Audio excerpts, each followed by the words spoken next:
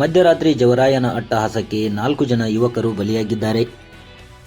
ಹೌದು, ಜಮಖಂಡಿ ತಾಲೂಕಿನ ಸಿದ್ದಾಪುರ ಪ್ರಭುಲಿಂಗೇಶ್ವರ ಸಕ್ಕರೆ ಕಾರ್ಖಾನೆ ಹತ್ತಿರ ಈ ದಾರುಣ ಘಟನೆ ನಡೆದಿದೆ. ಜಮಖಂಡಿ ತಾಲೂಕಿನ ಸಿದ್ದಾಪುರ ಗ್ರಾಮದ 17 ವರ್ಷದ ವಿಶ್ವನಾಥ್ ಕಂಬಾರ್ ಹಾಗೂ 22 ವರ್ಷದ ಪ್ರವೀಣ್ ಸೇಡ್ಬಾಳ್, 20 ವರ್ಷದ ಗಣೇಶ್ ಹಳ್ಳಿಮಟ್ಟಿ ಹಾಗೂ 17 ವರ್ಷದ ಪ್ರಜ್ವಲ್ ಸೇಡ್ಬಾಳ್ ಸಾವನ್ನಪ್ಪಿದ ದುರ್ದೈವಿಗಳು.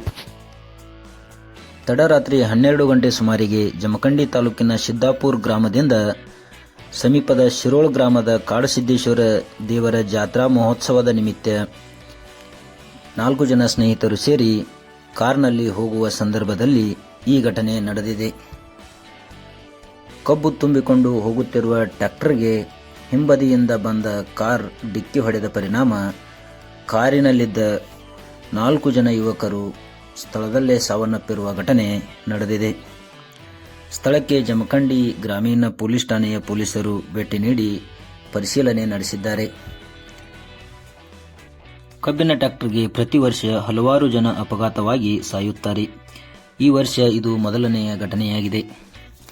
ಪೊಲೀಸರು ಹಾಗೂ ಕಾರ್ಖಾನೆ ಮಾಲೀಕರು ಟ್ರ್ಯಾಕ್ಟರ್ ಹಿಂದೆ ರಿಫ್ಲೆಕ್ಟರ್ ಹಾಕುತ್ತಿರುವುದರಿಂದ ಸ್ವಲ್ಪ ಪ್ರಮಾಣದಲ್ಲಿ ಅಪಘಾತಗಳು ಕಡಿಮೆಯಾಗಿವೆ ಎಂದು ನೋಡಬಹುದು. ಆದರೆ ಇನ್ನೂ ಕೆಲವು ಟ್ರ್ಯಾಕ್ಟರ್ಗಳಿಗೆ ರಿಫ್ಲೆಕ್ಟರ್ ಅಳವಡಿಸಿಲ್ಲ. ಆದ್ದರಿಂದ ಟ್ರ್ಯಾಕ್ಟರ್ ಮಾಲೀಕರು ಹಾಗೂ ಚಾಲಕರು ಕಡ್ಡಾಯವಾಗಿ ರಿಫ್ಲೆಕ್ಟರ್ ಅಳವಡಿಸಿ ಅಪಘಾತವನ್ನು ತಪ್ಪಿಸಬೇಕೆಂದು ಸಾರ್ವಜನಿಕ ವಲಯದಲ್ಲಿ ಒತ್ತಾಯವಾಗಿದೆ.